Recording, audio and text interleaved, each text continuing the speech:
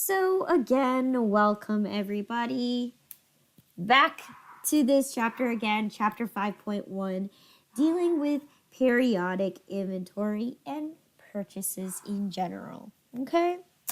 So of course, with merchandising inventory, we need to know that that's what our main goal is. This is exactly what we're going to be looking into because we're going to be dealing with inventory on hand. All right? So with this, what is merchandising inventory?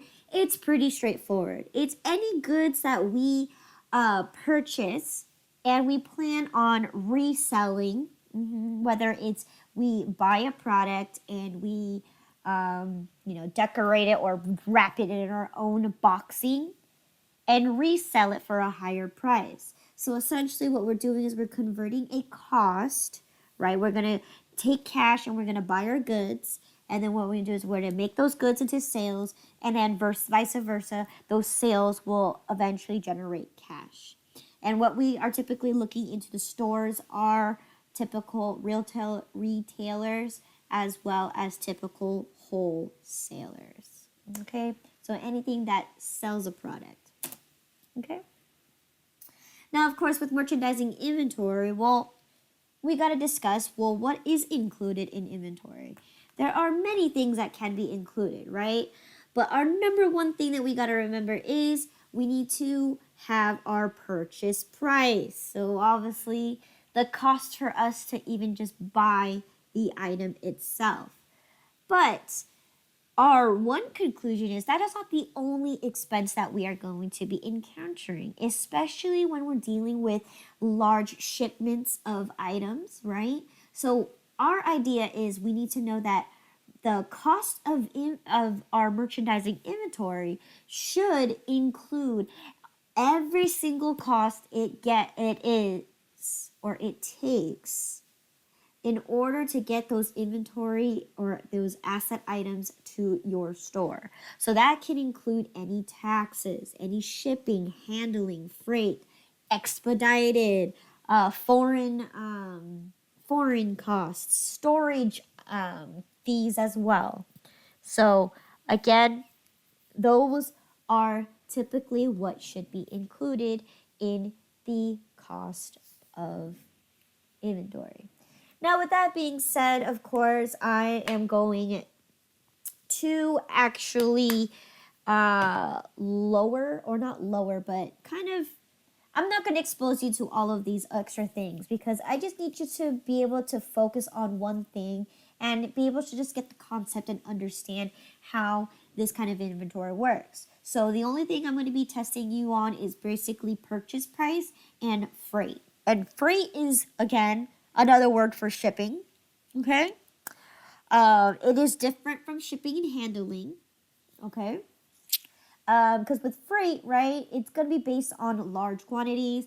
But again, handling is if they need to have extra things to make sure that your items don't break, right? That's handling. And, expedited fees, of course, if you want it to be on first priority or not. I'm not going to test you on that. So for the sake of this class, I'm only going to test you on purchase price and freight expense, okay? Sales tax, okay? If you are a wholesaler or you are a retail that's purchasing from a wholesaler, you have many opportunities where sales tax can be exempt, all right? I know that it just depends on where you go. Some places offer it, some places actually don't. And especially if you're buying in bulk and let's say you need to make an emergency run down to the store to purchase some items of inventory. Well, obviously, if you're going to go to a store, you're mandated to pay for the sales tax. So make sure when you answer your question, okay, what is included as part of the cost of inventory, sales tax can be one of them, all right? So how we understand how this concept works, which is freight costs. So to understand this, right, we know that every time we buy a product, right, and we have to pay for shipping or pay for the handling to get the items to your store. What you don't know is you're actually paying the portion to get from the seller's store to the midpoint. All right, and then from the midpoint, and when it gets to your store, the seller is going to pay for their portion of the shipping. So if you actually break it down, right? If you're getting charged $12 to ship an item to a location, the other person on the other side, right?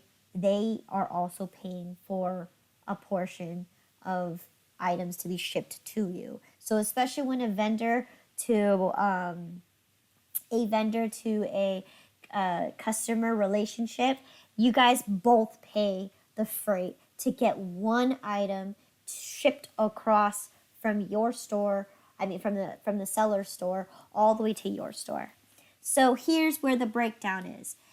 The point from the seller's store to the midpoint is going to be called FOB shipping point, right? FOB stands for freight on board. Okay, so in this aspect, right, the ownership is being transferred from one person to another, right? And in this case, the ownership hasn't reached to its destination yet. But that means the buyer is fully responsible to pay for all costs to get the items from the seller store to the midpoint. All right, and that is called shipping point. Shipping destination is when it comes from the midpoint and it makes it their way to the buyer store. Okay, so when that's called FOB destination, and that means your vendor that you purchased this from is going to be responsible for paying every single cost it gets to get your item shipped to your store. Okay, so a following example is Amazon, right? We love Amazon. We pay Amazon. They're essentially a shipping company, right? They ship items to us every day.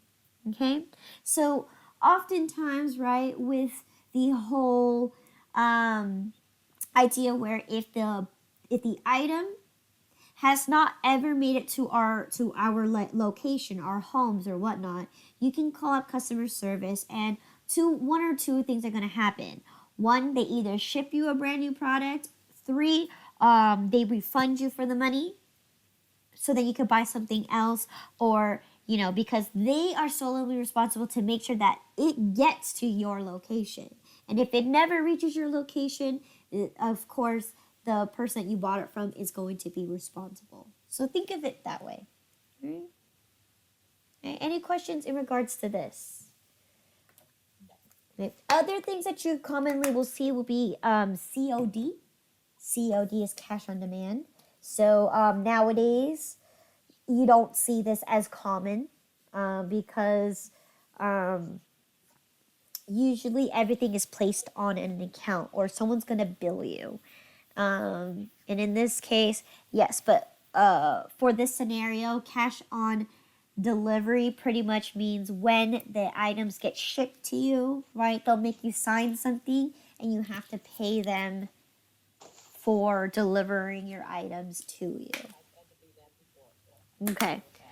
Yes, just making sure. But it's not as commonly used anymore because instead they just bill you for it. Okay. All right, so inventory tracking methods. Make sure that you know this. It's a tracking method, meaning it's your way of keeping track of them. All right, so we're going to be exposed to 2 different types of methods, okay? We have periodic and we have perpetual, okay? For this chapter, chapter 5, we're only going to be focusing on one in particular. And then after your exam, that is where I'm going to move you in and test you on the second type of inventory tracking method. But in this case, I just want you to have general knowledge of each one. Okay, so I'm going to start off with periodic. Periodic, right? The definition of periodic is, it's occasionally. You don't check it as often, right? And this is very typical of, very small shops out there, okay? For example, retail, okay? Anything that sells clothing, for example, right? What happens either at the end of the period or even at the end of the day, someone is actually going to take a physical count of inventory and you're going to match it amongst your sales, all right? And that's the concept here. You're not in for checking your inventory as often than you should, okay? And again, a key factor is someone's going to physically count and report that you have X amount of inventory on hand. So with that being said, the way that we journalize or we record periodic purchases is that we're going to actually place it as an expense. Okay, so here we're going to be introduced to inventory expense. Okay, it's going to be recognized as a business expense. All right. Perpetual, on the other hand, is going to be dealing with pretty much, okay, the definition of perpetual anyways, right? It's constantly. And this applies too. You're going to constantly be updating your inventory. So your purchases are going to be affected. Your sales is going to be affected. So in this case, we should know how much inventory items we have at the end of a given period, right? We know the instant that we purchase something, we update it. The day that we sell something, we update our inventory. You should know how much items you have on hand. And this is going to be more commonly used for all businesses nowadays, right? It's the best way to keep track of your inventory. Because with periodic, right, if you're waiting till the very end to count how many items that you have and match it against your sales, you might run into a day where, wait, I thought I had 20 items, but I guess I only have 15, but I only sold 3. So where did the other 2 go? So possibilities can happen again. Oh, I stole it or I borrowed it, right? Things like that can happen, and that's why periodic is not generally used, especially when your inventory, right? It costs you money to have. So definitely something you don't want to encounter is not being able to realize where the items go once you've made the purchase. All right, but then again, for perpetual, right, we're constantly going to be updating it and we're going to place it straight into inventory. Okay, so that means when we make a purchase of inventory, it's going to be considered an asset. All right, everything goes into the asset or into inventory, and anything that you do, whether it's a discount, return, or anything, everything's going to be taken out of inventory. All right. So that's the main difference between periodic and perpetual is periodic, you're looking at a business expense. And what at the end, when you actually finally know how much your inventory items are, you're going to create a conversion entry, which we'll talk about in chapter 5.3. A conversion entry is necessary because at the end of the period, you're going to convert your expense into inventory, right? Where perpetual, it already is in inventory. Okay, so that's the difference. One is an expense and the other is inventory. One is you check it every once in a while, and the other is you're checking it constantly, every day, every hour, whatever it is that you constantly do. If you make a purchase every hour, you're gonna have to update your inventory every hour. Okay. Any questions in between, or any questions in regards to periodic or perpetual inventory? Okay. All right. So again, this is review for you guys. Today we're going to be focusing primarily on periodic inventory. Okay, so let's go ahead and dive right into periodic inventory. So this is how we make purchases of inventory, right? So we're going to, here's our scenario. So on July 1st, okay, XYZ company purchases 100 units of toys from Toys U, okay? All right, and it costs you $5.65 each, and freight costs you a total of 100. All right. Now, with that being said, purchases was made on an account. Okay, so at least we got a hint here that we're going to be dealing with an accounts payable. Okay, so now how do we record this transaction? So again, from our little segment over there, we're going to be introducing to a purchase expense account, and then we're going to calculate our freight as a separate account. So this is where I was talking to you guys about only introducing you to two segments, two expenses. Purchase expense, which is the purchase price, and freight expense, which is your shipping cost. Okay? So how am I going to journalize this?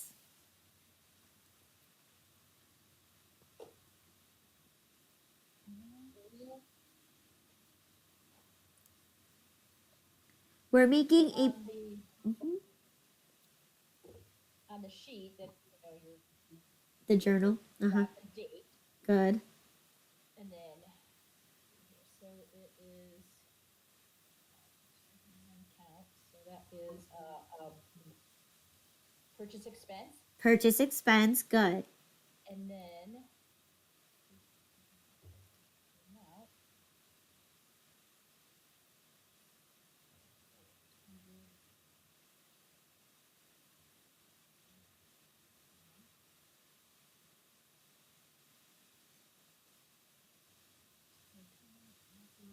Okay, and then you would do the freight expense Mm-hmm. of the $100. Mm-hmm.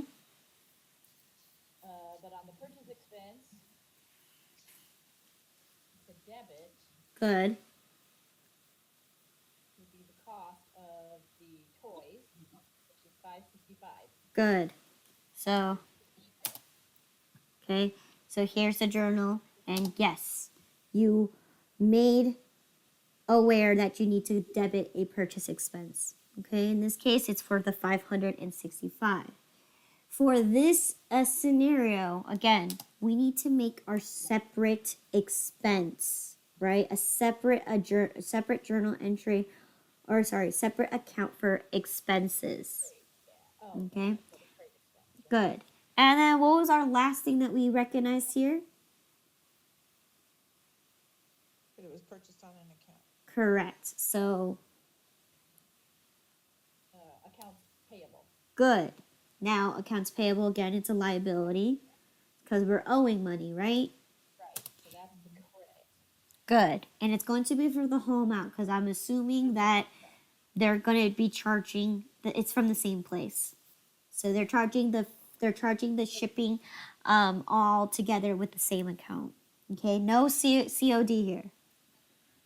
Okay, so that is going to be your journal entry, just like that, right? Any questions in regards to purchases? No. Nope. It's straight, easy, pretty straightforward. All you need to recognize is purchase expense and freight expense. And then if it's on account, you put accounts payable. If not, cash or whatever form of way you're going to actually pay. Okay? So now, of course, with us making purchases, we are going to have the opportunity to take advantage of our purchase discounts. Okay? So here again, we are going to be exposed to the word terms. Okay? Is terms familiar? It should be familiar for both of you, especially because, wait, you guys did accounts payable, true? I think, yeah, Robin, you did accounts payable. Okay? And Receivables, but I've done both, yeah. yes. So this is familiar terms, right? It's pretty much a, again, it's for vendors to give an incentive to you so they can, when you make your purchases, right, you want to take advantage of the discount because, again, if you're buying in large quantities and your amount is going to be a lot, taking advantage of the discount is better than nothing. Okay? So basically, this is an incentive so then the company can get its money back, especially when you're dealing with thousands of dollars, right? So this incentive is kind of like a win-win situation. The company's going to get their money quicker and you get a discount price off of that. Okay? So, of course, with how this is read, right, terms is going to be you're going to take a 2% discount if you pay within 15 days. If not, you pay in full in 30. All right. Now, we're also going to take a look at terms when we're dealing with making sales to our own customers. Okay. So sales is, it's universal. It applies to both a vendor and it also applies to a customer. Okay. So with that being said, there are two different types of ways that we can record the purchase discount, okay? And we have the net method or we have the gross method. Now the difference between them, did you have a question? Me? No. Oh, okay.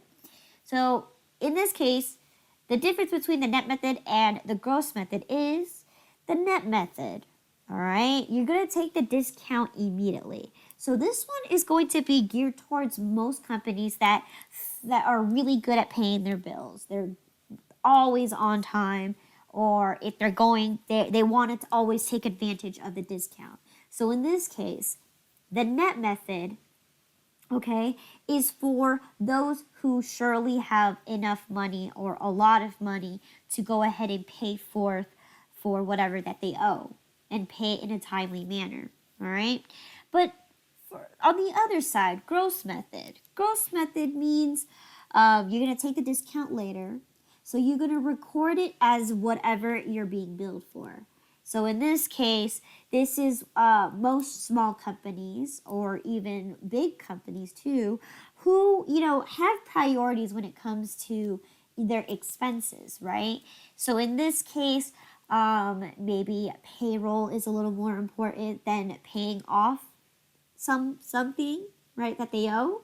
So that's where it's going to come into line where they're not quite sure if they have enough money to be able to pay for the expenses at the time that the terms is given, right? Because maybe it's net 10, maybe it's net 15, right? Most common you would see would be 15 and 30. But there are cases where it's 10 and 20. All right.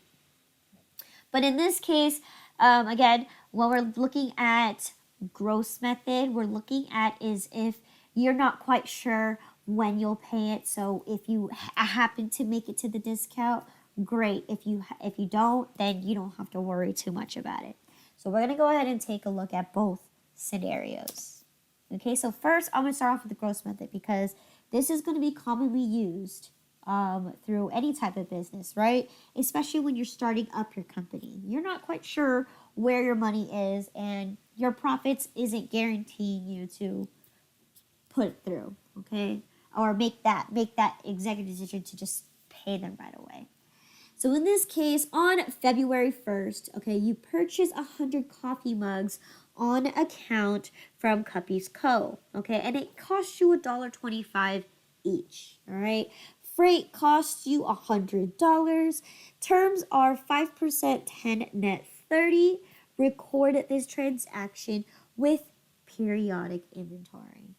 Okay, so in this case, what are we recognizing? Well, the description would be a purchase, right? It is a purchase good.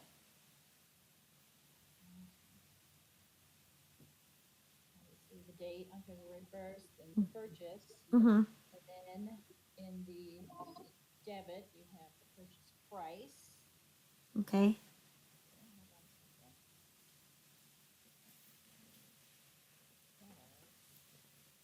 second. gross. You know.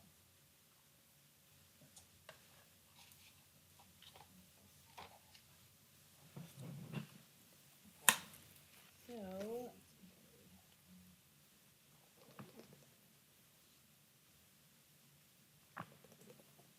so your purchases, so your date of February 1st, you purchase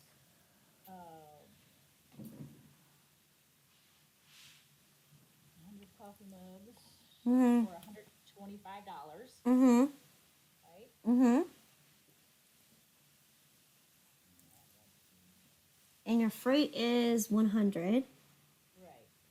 So, you're not getting discount on freight. All right, and that's what we're gonna learn. Okay.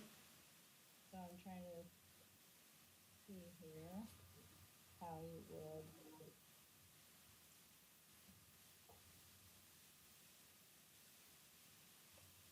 Okay. Sorry. No, no worries.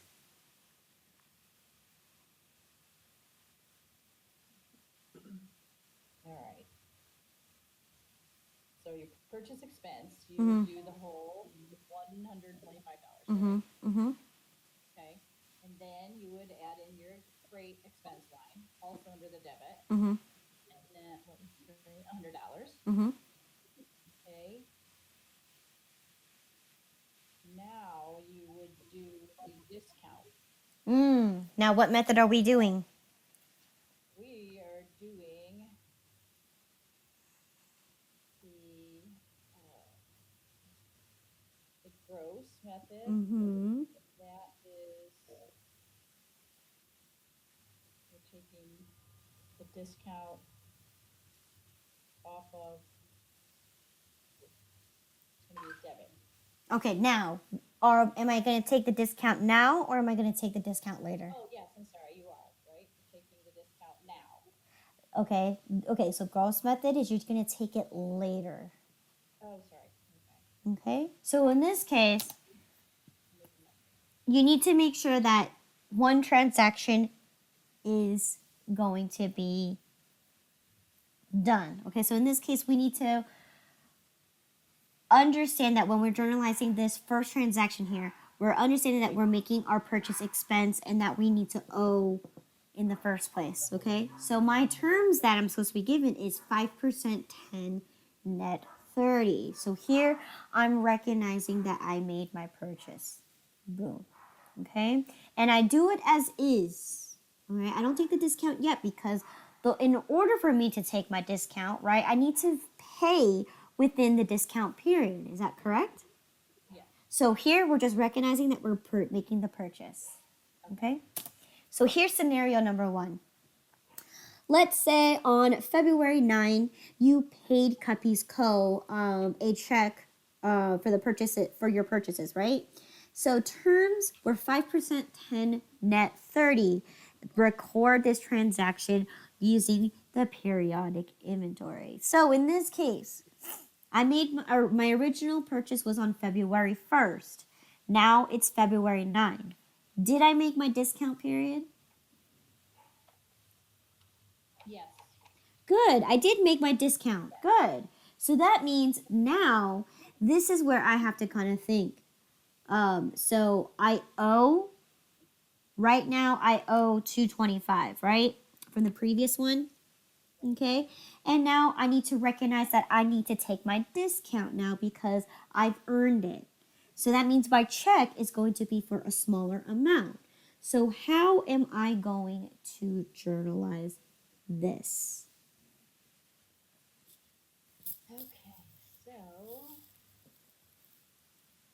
now first we'll have the date of February 9th, Good. and it is still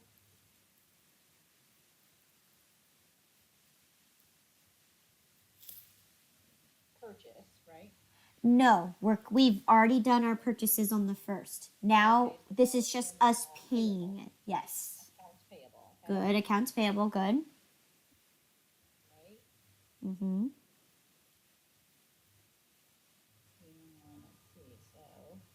you're gonna have the whole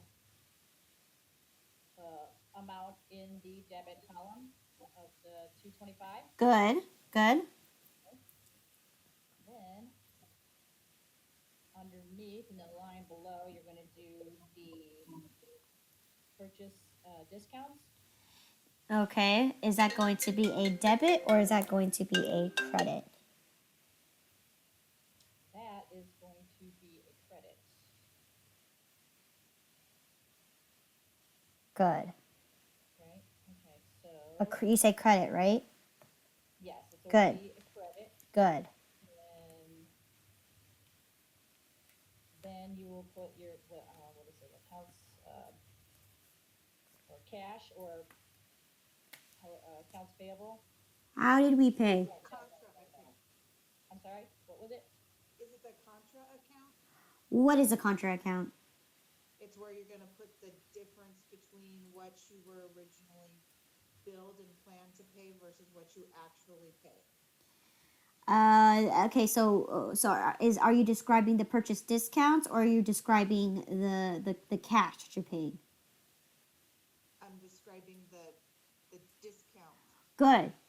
And good. Purchase discounts is a contra account. And you are making the difference. Now, what is going to be so then we talked about what is the account going to look like. How did I pay? You had paid on an accounts payable. Okay, so accounts payable is what we owe. Right. Okay. So cash. Did I pay with the cash?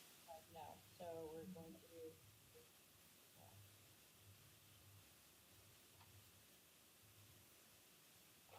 Go ahead and reread the scenario.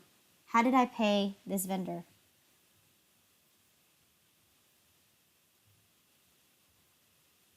You paid out with a check.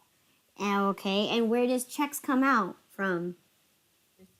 receivables.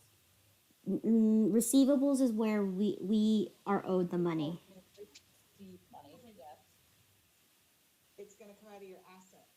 Your checking account. Yeah, your checking account. So there you go. Checking is going to be the account.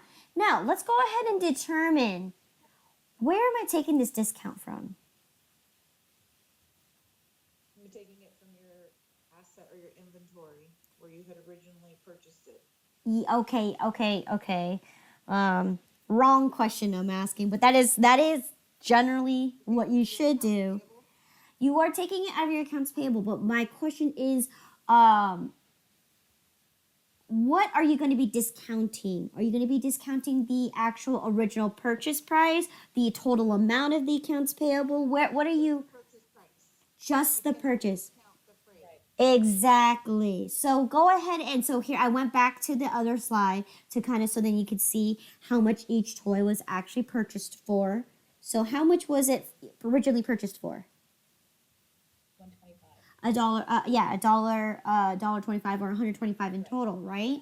So now because we met the discount, right? So we need to take 5% out of the 125. And how much do you get from that? $6.25. $6.25. So in this case, here you go. I figured out that I can only discount off of the actual items that I actually purchased it for, which is $1.25.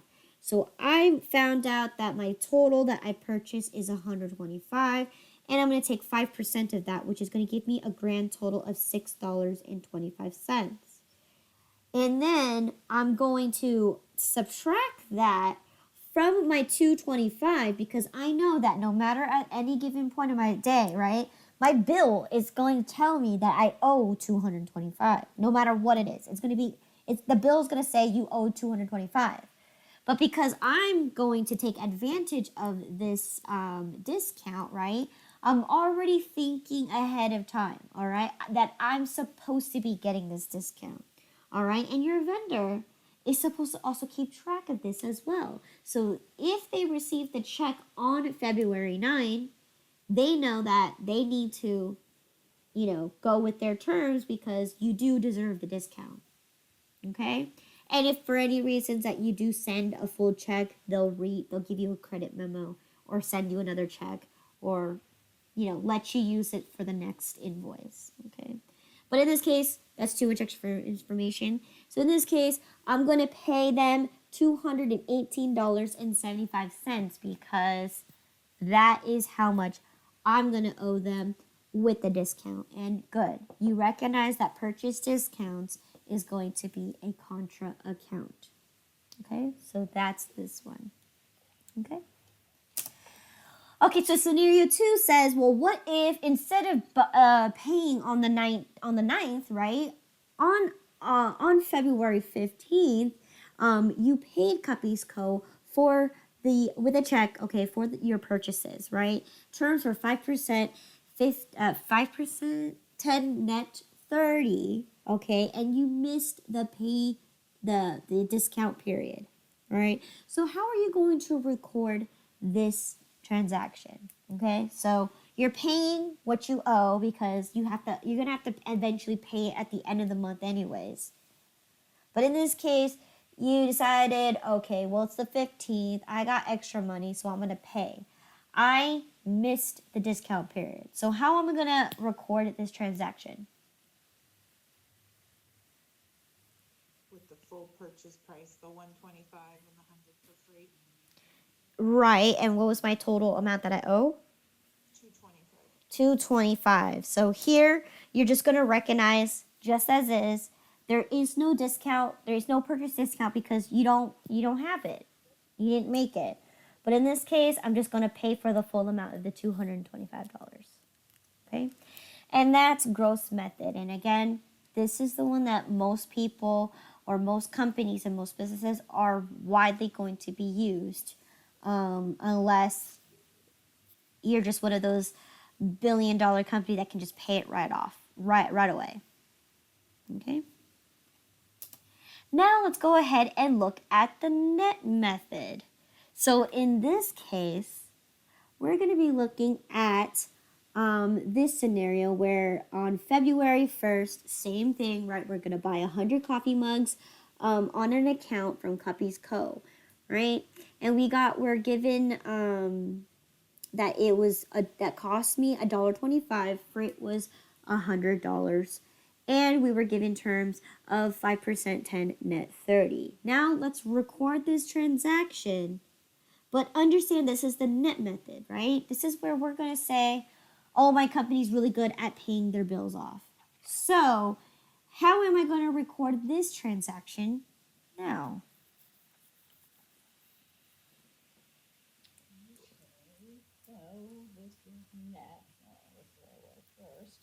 Yes. On February 1st, Mm-hmm. you purchase, okay, so that's going to be purchases. Purchase expense, good. Okay. Mm-hmm. And then the debit will be the $125. Okay. No. I'm taking the discount right away. I'm not even putting the whole amount. So Correct. my bad. Sorry.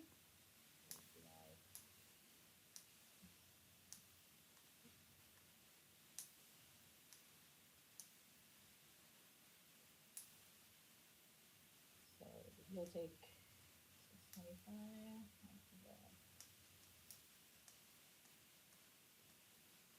So $118.75 Mm-hmm. is for the debit on the purchase. Good. And then the next line down will be the accounts payable. Oop, don't forget our freight. Oh, no, sorry. The freight expense Mm-hmm. will be the debit under Mm-hmm. $100. Mm-hmm. Oops.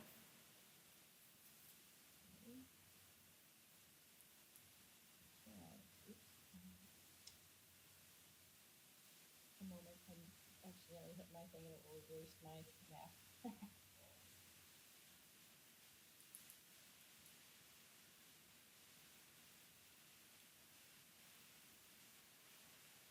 All right, so what's my total accounts payable going to be? It said my calculator just I accidentally hit 0 and went all back, so I'm doing it over. That's fine. 19.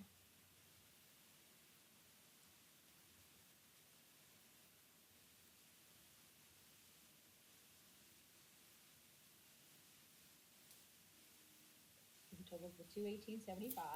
Mm-hmm.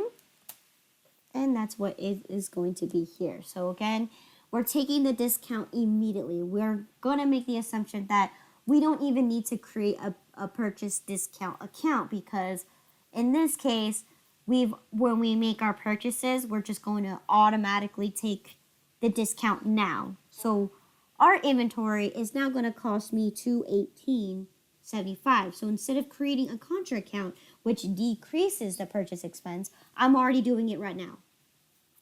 Okay? Right. All right. Now, what happens if February 9 rolls around and you want to pay Cuppy's Co. with a check? All right. And you know that the terms is 5%, 10, net 30. So did I make my discount period? Yes. Yes, I did. So how am I going to record this transaction?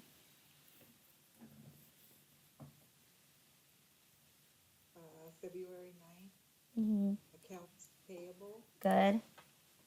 for the 218.75. Good. And then you paid by check, so on the next line, it would be cash. Not cash.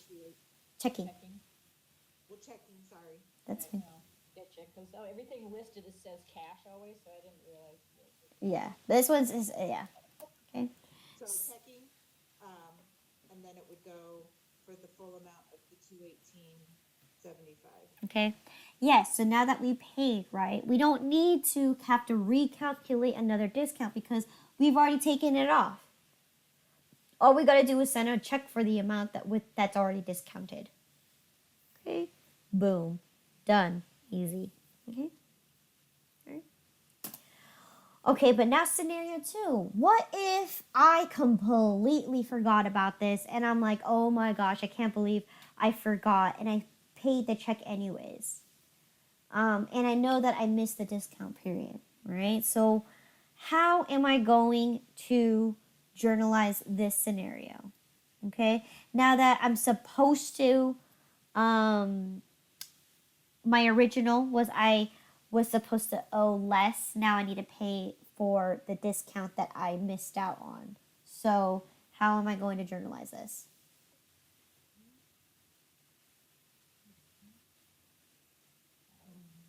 Give me some time. I can do this. Yeah, no worries. You have all the time until 5 p.m. I don't want to wait that long.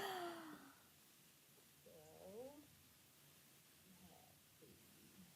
have the date, the description, will be the accounts payable, Good. and have your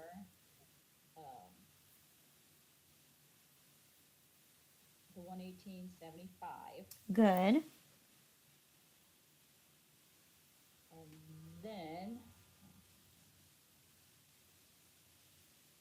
you're gonna have to in the next line below. Uh-huh. You put the purchase discounts lost, Yes. also under the debit. Good. And that's going to be the 625. Good. And then whether it be cash or check, that your total 18,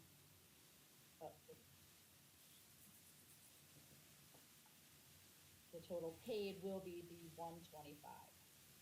Plus, don't forget the freight. Oh, yep, sorry. So 225. Yes. So in this case, we are going to recognize that we lost our purchase discounts. Okay, so this is a contra account. So the first, remember, the purchase discount is a contra account itself. It's going to flow in the opposite direction of a purchase expense. It's supposed to decrease a purchase expense. This is a contra account. So this one's going to go against the purchase discount because you lost it. So we're decreasing my purchase discount. And in this case, because if my purchase expense is a debit, my purchase discounts is a credit, a contra is going to make this flip in reverse a debit account instead. So yes, because we miss our account or we miss the discount period, right? So therefore, instead of what we originally owe, which is less, we need to recognize that we're actually paying more.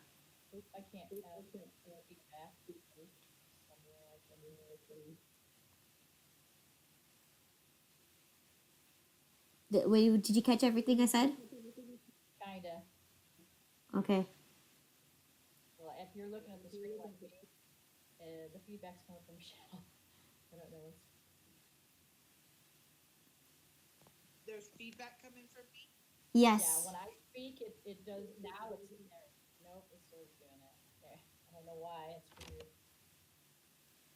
Are you in a like a living room where it's echoey, or are you placing Always am. or are is your phone like, is it on a stand and the speaker is like against the table? Uh-huh. Okay, then that could be definitely where room for feedback is going.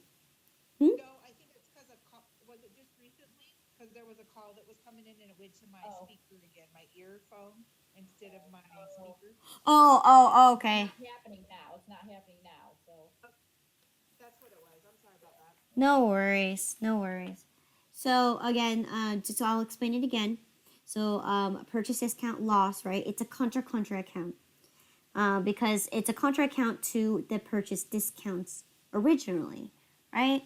So with that being said, if a purchase discount is a contra account to purchase expense normally has a debit balance, right? So we're trying to decrease our purchase expense by doing a purchase discount. And in that case, it flows in the opposite direction, which is going to be a credit. If this is a contra account, right? So now that you're trying to decrease the discount because you lost it, so therefore it becomes right back into a debit flow. So in this case, this is what happens when you end up missing the pay period and you originally started with owing less. Now that you've missed the discount, you're going to have to add it back to your inventory, right? Back to your purchase expense because you lost it, right? And what's going to happen is you're going to pay more than what you originally owed. Okay? So good. And I think that's it for this chapter. Okay? So here's a quick little review right here. So we got the chapter 5.1 and 5.1. So here we're looking at what are the two different tracking methods are. So we got periodic versus perpetual. Give you a little rundown there. Other than that, there's a little description of how shipping works. Down below is typically how your journal should look like. Okay.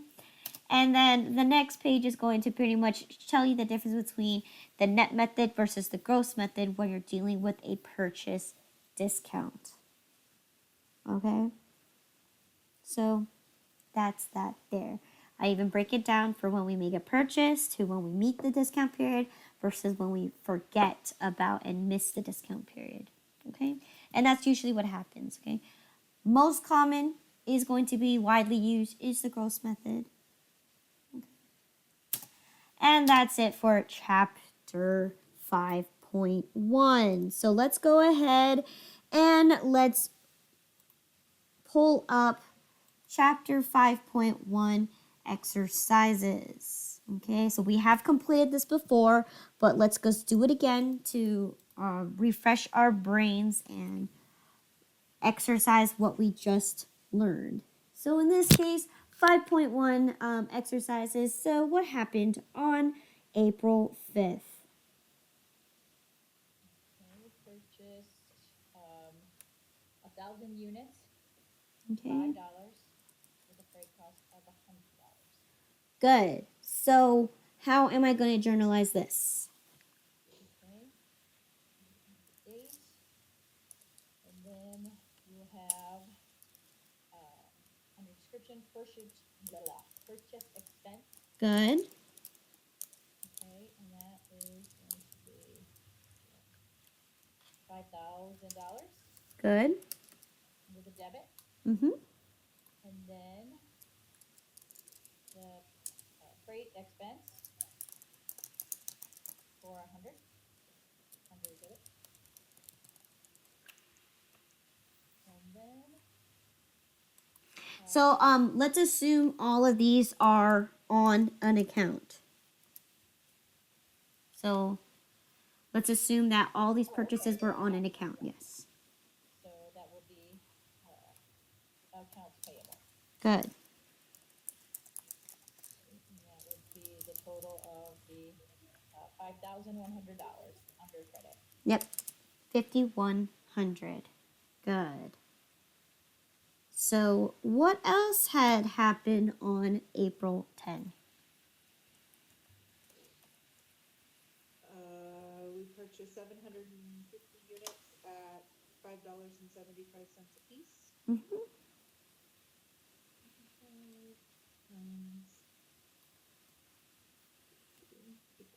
Okay, so we're gonna do the date, yep, and then we're gonna do purchase expense. Good.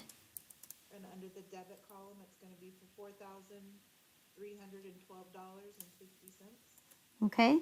So $4,312.50. Mm-hmm. And then, for the freight expense, it's gonna be $75. Okay. And Assuming then it's on an account. So what's my Yep. total here? accounts payable, it's gonna be $4,387.50. Good. Okay. So what has happened on the 20th of April? Okay.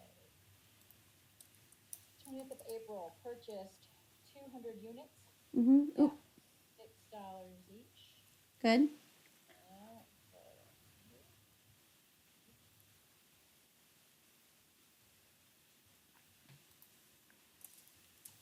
So that was $1,200 under the debit.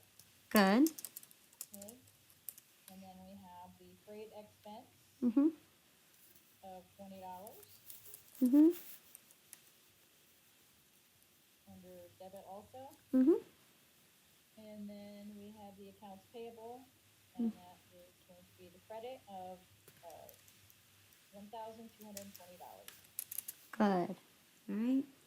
And then last but not least, what happened on April 25th? We purchased 500 units at $6.25 each with a freight cost of $50. We're Good. gonna have a purchase expense on the 25th Good. of, $3,125 under debit. $3,125. Good. Yep, and then we're gonna put a freight expense below that of $50. 50. Yes, it is. Good. And then for our accounts payable, we are going to put all of it in there, which is gonna be $3,175. Good. So there you go. All right. That's practicing how to journalize the purchases in general. Okay. So question 2 asks, okay, what costs are included when making a purchase of inventory?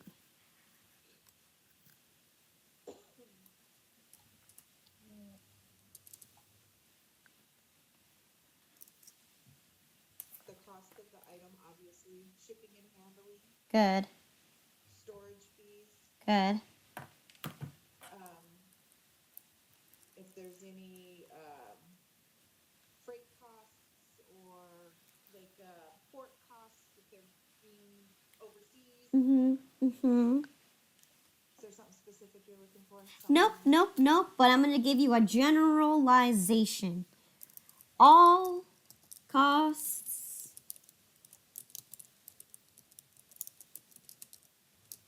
I can't even type today.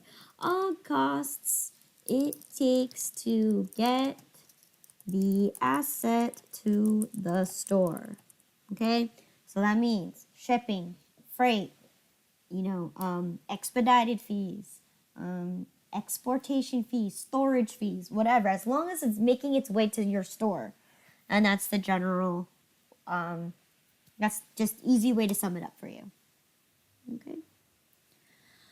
Question number 3 asks, what are the 2 tracking methods of inventory? Okay, so one was the periodic, Mm-hmm. and one is perpetual. Yes, so B is perpetual. Good. Number 4. All right. What does net method mean? You take the discount up front. Yes, take discount immediately or now. Okay. All right. We understand it as take the discount now. All right. For question number 5 here. All right. Using the gross method. Okay. Periodic inventory. For periodic inventory. Okay. You made a purchase on April 5th of 1,000 toys at $5 each with a freight cost of $100. Okay. On account. Right.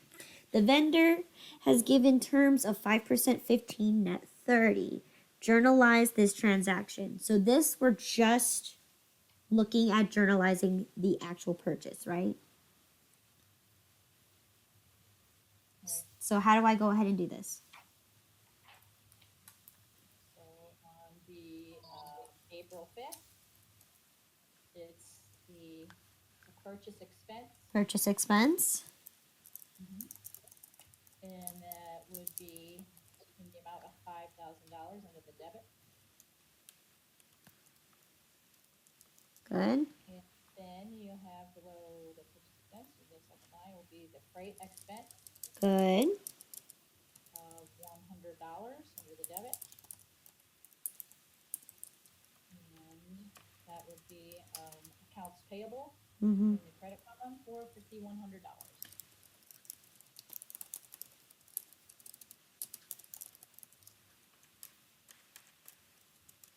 Good. All right. Now, on the number 6, continue with the question number 5. You paid the vendor on April 15. Journalize this journalize the discount. All right. So you said that was on the Excuse me. 15th, right? So again, what was that again? Sorry, Michelle, I couldn't hear you. That's right. You said the date was the 15th. Continue question 5. You paid the vendor on the 15th. All right. So you're gonna start out with the date of April 15th, Good. and then you're gonna go accounts payable. Okay, good.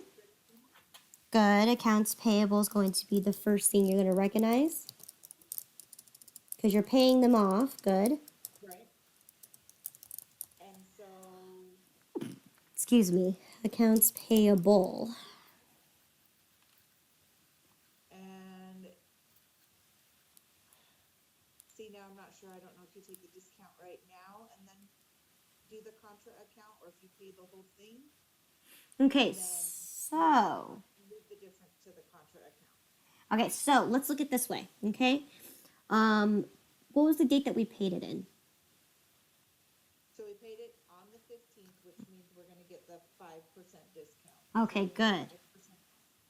Now this is upon payment. So are we paying for the full? Are we paying for the full amount? No. No, we're Gonna be paying the discounted amount. exactly. So therefore, I need to recognize that discount. How am I going to recognize this discount?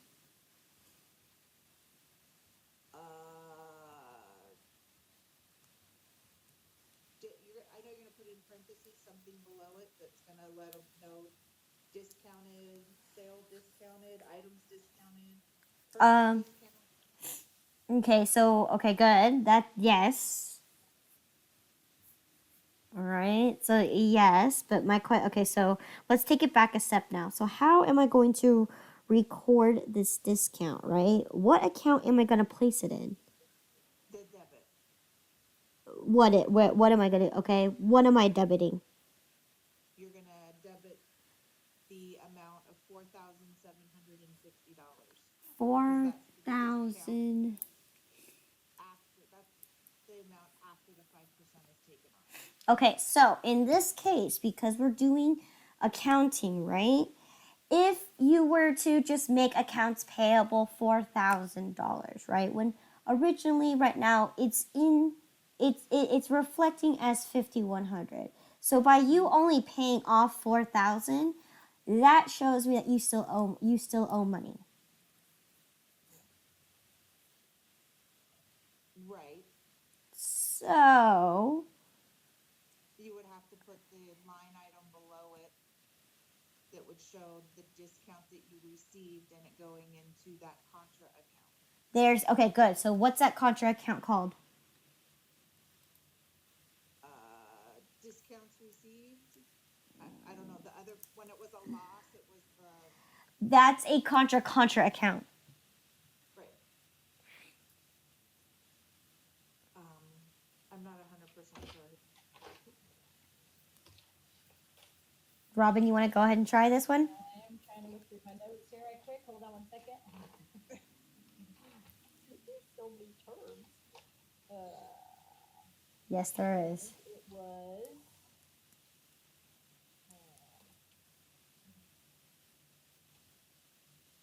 Is it purchase discounts? Purchase discounts now, because it's a contra account. Okay. Which way does it flow? Does it flow on the debit side or does it flow on the credit side? That is The credit. yeah. Credit. Good. So purchase discounts. We're going to recognize the discounts here. And then, of course, we're going to pay them for the less amount, right? So if it's a contra account, it would be a purchase discount, and if it was a contra account, it would be your loss account. Correct. Because you lost the discount. Okay, Yes. I gotta write this down. Okay, but okay, sure. So here, because my outstanding amount that I owe is going to be $5,100, all right? Okay. You cannot lower the accounts payable because if you do, you're only lowering it for whatever amount that you place in there. So if I place a less number in there, that means I'm only lowering how much I owe by that much. Excuse me, hold on. It looks like a partial payment. Yes. Oh, excuse me. Yes, it will look like a partial payment, correct. But in this case, I don't owe this vendor at all, period. I'm done with them after I make this payment, right? Right. So in this case, I need to get rid of the entire amount that I actually owe to this vendor, and I'm going to discount it, right? Because I'm paying them. I'm going to discount it by taking away from my actual purchases, right? Because I'm getting a discount. My purchase expense is lowered now because I'm not paying for the full amount. I'm paying for a lower discount. So it's like the difference between that is like I originally paid it for $1.25. Now I'm paying it for $1.20 each. So where are you taking that money out of? And that's exactly where you're taking out of by using a purchase discount. You're going to lower it from there. So what is my, what did I say, 5%? What is my 5% going to be taken off of? $250. $250, okay? And that means how much is my check going to be written out for?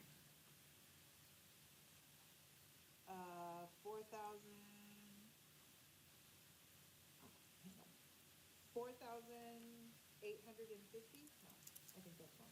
Actually, the discount purchase is $255. $255. Okay, let's take a look at this. Is it $250 or $255? Now, are we taking the discount off of the full $5,100 or only the $5,000? It's only off of the 5,000. Oh, It's only off of the $5,000. Good. Yes, remember, you cannot take a discount off of freight. No, I was right along with you. I was like, she's so right. She got me. The bad thing is when it's lumped together, it doesn't break it down like, Yeah, that's why you have to do a lot of accounting when you're doing this, yes. So yeah, 250 is correct. So what is my total check amount going to be?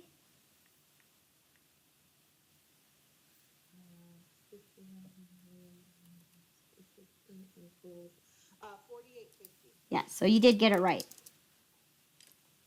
It is $48.50, and that's how much we're going to send a check out for. And that's a lot. Think about it. A 5% discount off of $5,000 is a lot.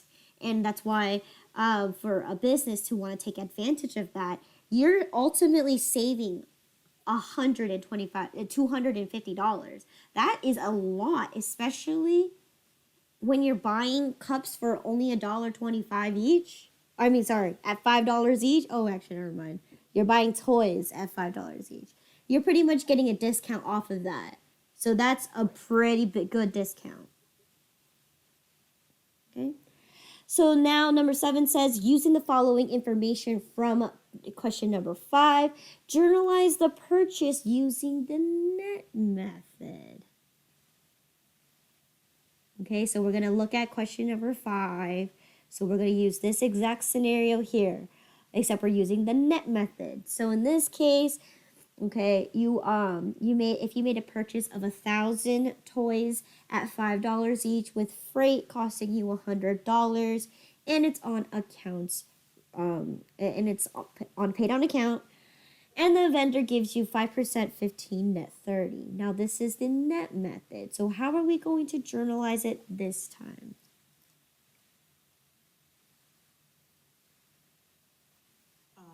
So it's going to be April 5th again.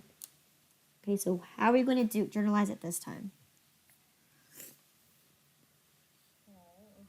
It's going to be a purchase expense. Good. Okay, and then the total, you include Good. the discount in this purchase expense. So it will be 5,100. Not 51. That including freight. 5,100 is what I said. It will include this, so minus that is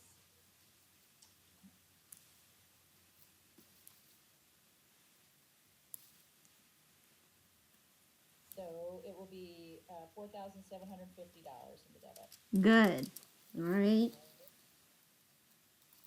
And then we have the freight expense of the $100. Good. Then it would be accounts payable for the 48.50 Good. under the credit. Good. For the 48.50. Okay. So that's the difference between the gross method and the net method. All right. One is you're taking the discount right away. The other one, you don't wait. You wait till you pay it, and then you determine whether you receive the discount or not. Right. So what does terms 2% fit 10 net 20 mean? That means you get 2% discount of the total of the items. Mm-hmm. If paid within 10 days. Otherwise, if it's paid beyond that, you have 20 days to pay it, and after 20 days, it would be past due. Yes. So that means you have to pay Full amount, yeah. in full in 20 days. Or in 10 days. Yeah. All right, and then of course we're not going to talk about what happens beyond when you pass that 20 days because pretty much you're going to start charging them. Right. Yeah. Okay. Well, good job. Okay, so that was 5.1. So right now it is 2:41. So let's take a quick break and we'll come back to finish off chapter 5.2. All right, and right now it is 2:40, so take a 20-minute break. So please be back by 3 o'clock. Thank you. Mm-hmm.